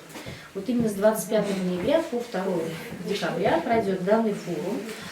Этот форум будет проходить в формате стратегических сессий, там будет 9 сессий. Каждая сессия имеет свою тематику. Может, просто кому-то интересно, я зачитаю даже. Сегодня проходит первая сессия, это Чувашия, центр реабилитации. Как вы знаете, у нас в Чувашской республике имеется много санаториев. Потом, значит, многолетняя Чувашия завтра. 28 ноября промышленный туризм. 29 ноября Чувашия глазами детей. Также 29 ноября кадры для туризма. 30 ноября Большая Волга. Туристический потенциал городов. И 1 декабря у нас проходит, значит, сессия номер 8, это как раз агротуризм, сельский туризм. Сессия 9, карта туриста для продвижения туристического потенциала региона. То есть, ну, как бы это карта туриста, там, где будут находиться все вот эти туристические объекты, которые любой желающий может посетить. И 2 декабря это будет завершение вообще всего этого большого, огромного форума республиканского значения. И пройдет пленарное заседание в Театре оперы и балета, на котором будут уже подведены итоги, конечно же. Наверное, какие-то перспективы и цели будут обозначены уже прямо главой республики. На данном мероприятии, скорее всего, будет присутствовать и глава республики, это однозначно, и депутат Государственного Совета Российской Федерации Алла Леонидовна Николаева, я думаю, тоже, потому что она очень заинтересована в продвижении Чувашии как именно туристического продукта. Так, потом, Валентин Никонорович ко мне действительно приходили. Я уже им рассказывала про вот этот туристический форум. Мы вас записали на пленарное заседание, но мы вас переписали теперь уже, потому что на пленарном заседании будут подведены итоги. Мы вас переписали на агротуризм, сельский туризм, который будет 1 декабря, да, я вам даже сразу программку. Спасибо большое. Ладно, потому что если мы принимаем участие в пленарном заседании, то там уже итоги, и мы не можем высказать свою позицию, свое видение, то, что мы планируем и хотим видеть. Вот. Потом, значит, вот этот форум республиканский, о котором я рассказывала, он будет способствовать развитию внутреннего туризма, в том числе благодаря реализации проекта по повышению доступности и популяризации туризма не только образовательного, детского, но и школьного туризма. Оператором данного форума у нас является агентство по развитию туризма. Оно создано при Министерстве экономического развития Чувашской Республики. Что касаемо самого здания теперь, да, в целях предоставления данного объекта культурного значения и обозначения его как будущего объекта посещения, туристического объекта, вот я уже сказала, что мы вас направляем на вот эту сессию, там будут присутствовать руководители предприятий, организаций, в том числе и сельскохозяйственного туризма, не только объектов, которые находятся на селе, но и вот сельскохозяйственный туризм, это именно вот туризм, где это сейчас очень популярно, наверное, может, кто-то не слышал, когда приезжают люди и вот в период с весны по осень занимаются в огороде грядками, выращивают что-то, смотрят за козами, да, сажают огурцы, помидоры, морковку, потом выкапывают это. Это сейчас очень модно, очень престижно и очень вот развивается. Сейчас. Включение. Сейчас, секундочку. Включение данного объекта здания как туристического объекта в туристический маршрут, оно на самом деле, мы об этом говорим, но это на самом деле не так просто и не так легко. Вот уже Дмитрий Валерьевич даже сказал, что все мы понимаем, что зданию необходим ремонт. Ремонт просто так, как вот мы делаем у себя дома, это тоже нельзя, там есть определенные требования, определенные правила, определенная техническая экспертиза должна проводиться до ремонта, во время ремонта, после ремонта, потому что целостность исторического объекта, она должна быть сохранена в любом случае. И чтобы включить в туристический маршрут данный объект, конечно же, требует первоначально это ремонт здания. Потом, значит,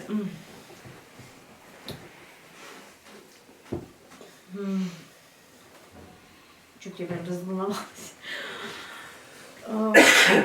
И на чей баланс? Вот, я даже его перелистнула, по-моему. Самый главный у нас вопрос, действительно, я как представитель района, мы, конечно, район не против включения данного объекта в туристический маршрут, но у нас действительно такая есть проблема, загвоздка.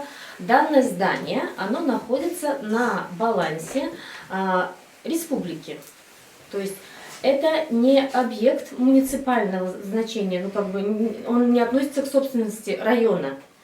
Это не наш объект, не районный, это объект республики. Имущество является собственностью республики. И В оперативном управлении Минздрава оно находится, да, по сегодняшний день, вот как здесь был ФАП, так и он остался пока в оперативном управлении Министерства здравоохранения Чувашской Республики. Министерство здравоохранения Чувашской Республики к нам в район обращалось с просьбой принять на свой баланс данное здание. Но мы не против его принять при условии, что в здании будет проведен ремонт, и после этого мы готовы принять. Данный ответ мы ему направили, но пока вот у нас на этом переписка завершилась, к сожалению. У нас также. У нас также.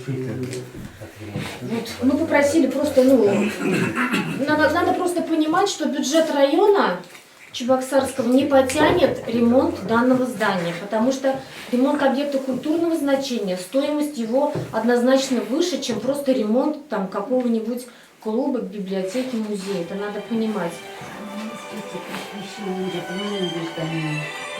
Вот у нас самая главная проблема — это то, что на балансе республики, и республика пока никаким образом не отреагировала. А Министерство культуры республики как на это реагирует? Не совсем немножко занято. Ничего, начав яхту купит, баланс будет. В оперативном управлении Министерства здравоохранения, поэтому Министерство культуры только может с ходатайством выйти с просьбой о том, чтобы Минздрав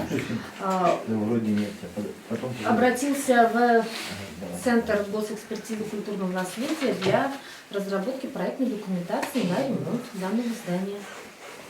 выделить определенные средства. Да, ну, первоначально это будет проектирование. Ну, это я Надо говорю, понимать, поэтапно. да, поэтапно, конечно, надо понимать, что это тоже не за 1 год, не за 2. Это вначале нужно будет включиться в программу, потом пройти проектирование и уже после этого участвовать в конкурсе на выделение денежных средств на ремонт данного здания. Вот пока как-то так, к сожалению. Ну, ответ Минэко экономики вас там тоже не устраивал? Они как-то тоже отстранились. Ну, это позиция республики. Понятно. Ну, я думаю, что этот вопрос здесь мы все равно ничего никаким образом не будем решать, но тем не менее обозначили уже хорошо. Еще что-то есть? Как-то так, ну, я надеюсь. Но тем не менее, большое спасибо за то, что вы нашли время. Здесь, вот. Я, прежде чем перейти к заключению, чуть-чуть упустил момент, хочу чуть похвастаться. Вот. Кого это как бы очень сильно заинтересует, вот здесь есть вся наша родня. Вот, это часть первая. А здесь есть полностью вся информация про отказы. Кто где родился, кто жил, кто репрессирован, кто сослан, кто сегодня, как говорится, еще жив, кто где похоронен, в списке, кто остался в истории нашей деревни. Поэтому потом подойдите, посмотрите. Ну и хочу напомнить, есть у нас такая публикация Леонида Константиновича Константинова, Царство Небесное, он в этом году нас покинул. Чуть-чуть не дожил до 80-летия. Ну, все знаете, да, Ленька?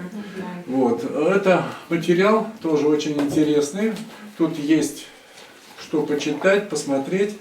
Ну и, конечно, найти своих близких родных. Здесь есть очень много фамилий, где они, допустим, похоронены, где воевали, кто когда был репрессирован, кто реабилитирован, а кто еще до сих пор нет. Это все тоже наша история. Ну а напоследок хочу еще показать вот эти фотографии. Особенно сейчас Анатолий Васильевич должен, как говорится, вступить. Вот этих знаете? Пока сиди, смотри. Очки забыл. Сейчас найдем. Да, тройка пойдет. Как? Тройка, так вижу. Ну так вот, значит, это вот 1926-27 годы. Здесь снимали фильм об этом, и сегодня еще тоже Олег Михайлович нам скажет, я его вам представлю.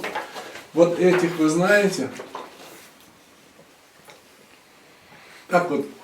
Я образовался, где пришли погано, аж шупек, амушпек, а как порадизем. Вот кто они такие? Чьи это предки? Олег Кадизань Мариук, Вот Чавзень, матрозы. Это вот на этих качелях мама рассказывала. Я говорю, почекайте, дети, перерыв на патне бурдарма чтить. Вара, аслизем он на тучер начтить, а когда я всем обычно казачук помогает чтить. Мне хвала за это чтить. Вот такие акунда керемет сердебышки, а чапал керемет серденье. А? Халамас. Вакана Балан, наверное, этот, Гурий Михайлович, Антон Михайлович. Антон Михайлович. А знакомый, конечно? Ну, Гурий Михайлович, ну вот видишь как, вот аку гармонизагам, так чисто логически, постойте. Аку яку здесь сразу посасан. Яку Юля, а его пример Шишин. Миши. Ну вот, в общем, это все исторические кадры, тоже представляют огромный интерес для нас с вами. Ну и есть одна фишка, которую я вам тоже хочу прочитать.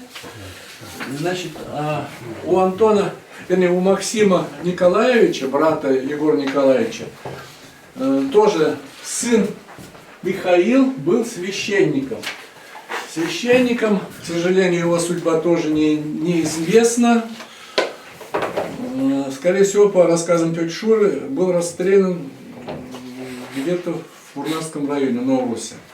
Так вот, он переписывался с замечательным нашим ученым, краеведом, историком, преподававшим в Казанской академии Никольским. И вот Никольских заставлял писать какие-то, ну скажем, рассказы, сочинения про жизнь, быт в деревне. Ну, возможно, для развития речи или еще что-то. Вот я вам сейчас одну красивую фишку прочитаю. Это значит, еще раз повторяю, это Михаил Максимов, получается, племянник Егора Николаевича. Вот он ему пишет, Никольскому: «Всемик, все чуваши из волости собираются в церковь поминать покойников. После обедни все отправляются на кладбище. Приносят туда вина, много вина. Все родственники собираются у могилы. Здесь служат панихиду по умершим. После панихиды пьют вино, угощают друг друга закусками. Кроме того, туда приносят на могилу пироги, блины, ватрушки, домашнее пиво, хлеб, соль и так далее. Тут много ходит нищих, все это раздают им, а остатки оставляют на могилы для покойника. Обряд этот продолжается почти до вечера. В результате получается то, что мужики, бабы и даже молодые парни уходят с кладбища пьяными, с песнями. Здесь часто происходят и драки. Другой пьяный потеряет свою лошадь и чуть живой на всю ночь остается на кладбище. Еще долго ночью слышатся песни, крики и стоны пьяных мужиков. Что-то дальше непонятно. Вот такие интересные материалы есть у нас в архивах. По воспоминания и, скажем, описание жизни и быта именно нашей деревни. Там есть имена ваших предков, ваших родственников. Это примерно на 10 страницах. Я так, как говорится, для затравки только одну страницу взял. Как чуваши одевались, чем они питались. Вообще, парнишка, вот ему здесь было всего 18 лет. И он вот такие интересные рассказы, уже повествования писал. Я повторяю, к сожалению, он закончил также духовную академию, так же как отец Александр. Разница у них в 4 года, когда они там учились. Но, к сожалению, его следов сегодня пока еще я не нашел. Это, еще раз говорю, это получается у Максима Николаевича, Михаил Максимович. У Максима Николаевича очень сильный был сын, я уже говорил, это Павел Максимович Максимов, полковник. Ну, опять-таки, это все вот, вы можете посмотреть вот в этом альбоме. Здесь есть жизнь, быт нашей деревни. Вот знакомые все наши лица. Пожалуйста, если есть интересные фотографии, вот у нас есть свой музей. Екатерина Валерьевна, вот мы вас можем туда сегодня свести. Музей сельского быта. Да, у Николая Алексеевича, он у нас молодец. Кстати, самовар он свой тоже притащил, вы на входе видели, да? Попили чаю? Это тоже хорошо. Ну и, наверное, жирный восклицательный знак или точку на нашем сегодняшнем мероприятии мы поставим вместе с главой нашего Синявского сельского поселения, который также давно уже проникся проблемой нашего дома. Мы рассуждали, думали по поводу там, баланса, по поводу собственника и по поводу многих других моментов. Вот. Хочу забегать вперед и сказать, что на данный момент я думаю, что вся надежда у нас, Андрей Николаевич, на вас. Пока вы есть у нас как официальное лицо, как Синявское сельское поселение. Поэтому давайте мы его поприветствуем. Андрей Николаевич, вы теперь в курсе темы и понимаете, что мы от вас ждем. Всем добрый день. Действительно приятно слышать, что сегодня мы собрались, и нас этот вопрос всех волнует. Какая же судьба нашего строения? Действительно приятно, что вот до этого времени, наверное, спасибо Егору Николаевичу, что он такой добротный дом построил. И за этот период, наверное, только в этом здании и учились, и лечились, так ведь, наши жители. А сегодня какое-то возрождение нашего дома идет, и уже включили в реестр культурного наследия. И сегодня самое главное его реставрировать, передать на баланс, и чтобы наши жители, наши гости любовались данным строением и рассказывали друг другу. Ну, в первую очередь, наверное, хотелось бы поблагодарить вас, Валентин Никонорович, депутата муниципального округа Филиппова Юрия Егоровича, а также старосту деревни Виктор Алексеевич, за то, что вы инициировали все данные, находили, включили в реестр. Это ваша большая заслуга, я считаю. И спонсоров наших, их тоже. Да, действительно, и спонсоров. Те, которые были в вашем окружении или которые добились для того, чтобы, как вот было сказано, что рядом с Новочебоксарском, но никто не знает, что у нас рядом такое строение, историческое значение. Так и... Вот. Ну, сегодня у нас, как вы все знаете, будет на уровне района единый муниципальный округ. Мы все будем в этой системе работать. На территории сельского поселения будет Синявский территориальный отдел Чебоксарского муниципального округа. И действительно, хоть на уровне муниципального округа, хоть на уровне республики, мы сообща должны найти баланс содержателя и вопрос, чтобы реставрация данного строения, чтобы финансировалась. Мы в этом направлении будем сообща с вами вместе, разговаривая, обсуждая, двигать это направление. И я думаю, что у нас все получится. А сегодня всем огромное спасибо, что пришли сюда и обсудили этот момент. И сегодня, как говорится, день рождения человека, который построил этот дом и данного строения. Всем огромное Надежда, спасибо. наш компас земной. Будем надеяться. Но я думаю, что если встали на этот путь, у нас все получится. Всем огромное спасибо. Ну что ж, а теперь, завершая нашу программу, хочу услышать человека, который вам всем разослал приглашение, да? Вот. Человек, который сегодня же выступая, подчеркнул действительно актуальность сегодняшней темы нашей встречи.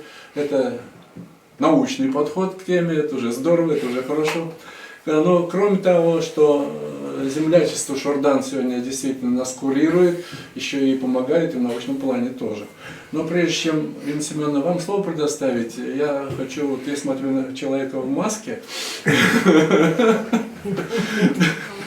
Он сегодня чуть-чуть немножко после командировки подстудился, но тем не менее я думаю, что в наш адрес, как лицо, которое сегодня очень много делает для развития чувашской культуры, для чувашского нашего национального самосознания, человек, который очень много сделал для того, чтобы возродить вот этот фильм «Ял» про нашу деревню, где как раз были съемки в нашей деревне. К сожалению, вот из 4 частей, да? Из 6, из 6 частей сохранилась только одна часть, но этот фильм сегодня сидели, наблюдали. Но я думаю, что это был беглый такой вхождение в эту тему этого фильма. Но тем не менее, Олег Михайлович, пожалуйста, вам слово. Хочется ваше пожелание, ваше видение. Валентин Никонорович пробрание иртне эмрдембе предпер. Шамбада волкаларде. Куда тогда хыдрачиление в зоне геретимте. Наш дизайн Валентин был мещанда щен ронук пулжуйцан был щукки загаламас. Менджухле ледиме бана деланах был шагнбе ужа щенземжен. Пулжать. Мана алхе венеде пиди думая булышна. Аллар дебе. Вижимгун турган ялинде булдым да кот пленеринде. Тилгебелле марча парчерке чей бадисте она эшме юрак ханги булдерим зарулем мардеринге парчевар дурмда туйрменде шо лекрем дезе вот жанакта арсиве бул кажар но мен галамала Тохорвун билик Шукаялла 95 лет в этом году исполняется Чуваш кино 300. В 1926 году был я Чувашлада Галашма Бударада. Это вот тут директор музея есть. Хочется, чтобы он очень внимательно слушает. Я вижу, что он старается, поэтому Кажар Дарашин выросла вот. В 26 году Максим Кошкинский и первая чувашская киноактриса Таня Юн, она во многом содействовало появлению чувашских фильмов, она так говорит. Я, говорит, смотрела и слышала, что у французов, у американцев есть кино. И, говорит, задалась вопросом, а почему у Чувашии нет кино? Я это вспомнил недавно, когда в прошлом году закрывали Госкиностудию Чувашкино, которую мы повторно открыли в 2016 году постановлением Кабинета министров. Один из нынешних руководителей министерств мне говорил, ну вот у марийцев нету кино, зачем чувашам вот такая киностудия? Я злой был, не удержался и сказал. А вот, говорит, Таня Юн стояла вопрос по-другому. А как же она ставила вопрос? Вот с таким немного серьезным голосом она спросила. А я говорю, она ставила вопрос так. У французов есть, а почему у чувашей нет? Вот как ставили вопрос наши женщины в свое время. И вот в 1927 году, 26-го, значит, по 30-е годы было создано 6 полнометражных художественных фильмов. Они, конечно, были черно-белые, без звука, немые, но как раз это сослужило хорошую службу. И еще 3 документальные фильма. Надо сказать, что в конце 20-х годов молодое советское правительство для того, чтобы показать всему миру, что в Советском Союзе, в молодом государстве, развивается такое передовое искусство, как кино, оно устроило показ самых лучших советских фильмов по странам Европы, США, Голливуде и странам Ближнего Востока. В том числе все 6 фильмов, чувашских фильмов, были направлены, и эти документальные фильмы, они все были включены в программу вот этого фильма, показа фильмов. В Германии эти фильмы, чувашские фильмы, произвели фурор, потому что новый типаж, как говорят, да? Новые лица, новая одежда, неизвестная какая-то очень богатая культура, сразу видно, по одежде, по обычаям. Там, потому что в этих фильмах показан весь быт чувашского народа. И религия, и повседневная жизнь, и праздники, и обряды, и танцы. И вот мы, чуваши, правильно гордимся тем, что в свое время мир узнал о чувашах благодаря Николаеву. Но забываем, что гораздо раньше, почти 100 лет тому назад, мир впервые узнал о чувашах благодаря чувашским фильмам. В Голливуде рукоплескали чувашским фильмам, в Голливуде показывали. Есть такая солдатская, она как бы легенда, не легенда, говорят, вот изображение Тани Юн на обложке киножурнала нашли, значит, бункер у Гитлера. Вы знаете, этот ужасный, страшный человек был киноманом. Он как бы любил кино. И вот, говорят, там нашли вот это. Потому что у Тани Юн такие национальные одежды, красивая женщина, и, естественно, невозможно было оторвать глаза от ней. Но, к сожалению, значит, 30-е годы, значит, Таня Юн и Максим Кошкинский, они были арестованы. Значит, фильмы были практически все уничтожены как проявление буржуазного национализма. Вот. Остался только один полностью сохраненный фильм, это «Киремет Кады». И то потому, что по каким-то причинам среди авторов не были указаны Максим Кошкинский и Таня Юн. Вот, которые, значит, уничтожали, они, раз их нет, оставили в сторону. И осталась одна часть вот этого фильма «Ял», который снимали в вашей деревне и в которой снимались жители вашей деревни. Вот эти фильмы тоже уже полнометражный фильм, 6 частей. Это видела вся Европа и весь мир. Практически. Вы можете этим гордиться. И это здание для нас, для кинематографистов, это Мекка. Практически. Я мечтал прийти, и вот когда Валентин Никонорович совершенно случайно, он видел по телевидению, как я давал интервью, а сзади меня, когда я дал интервью, как раз была фотография вот этого фильма, и там это здание. Он ко мне Слушай, Олег, я сам бада келеп срочно калашмалы бур. Келдене, вот цинахта бара пылдым рейбер. Ол шул цыклан зайлыне. Малдан пылмен нет. Сейчас шул цыклан зайлыне. Вот Валентин Никонорович Курман Булымузан такие подмезры пунаты мурти.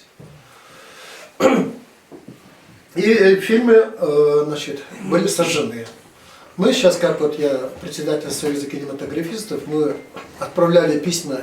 Есть надежда, что в Голливуде есть музей кино. И там, значит, главная задача вот этого музея кино в Голливуде, где бы, в какой точке земного шара не появилось бы кино новое, после должна быть музей вот этого кино в Голливуде. Значит, показывали Германии.